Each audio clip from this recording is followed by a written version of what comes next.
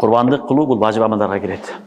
Vacib amallarga kiradi. İnşallah nisab bar, nisablarda keyingi sabaqlarda aytamiz. Oşol nisabga ölçümgө жеткен adamlarga qurbonlik qilib vacib bo'ladi. Qurbonlik vacib bo'lib, qo'lidan kelib mümkünçülüğü bolup turup kılbagan adam çoğun günökör болады. Peygamberimiz sallallahu aleyhi ve sellem aytadi, kimden mümkünçülüğü olsa, kurbançılık kıla alsa deydi, bunu kurbanlık kılbagan bolsa, fala taqrabu musallana.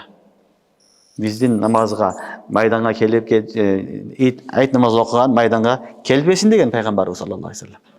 Oşonduktan musulmanmın degen adam, şartı bar adamga kurbanlık vacip болады. Bunu kılbagan adam öte çoğun günökör болады. Öte çoğun günökör болады.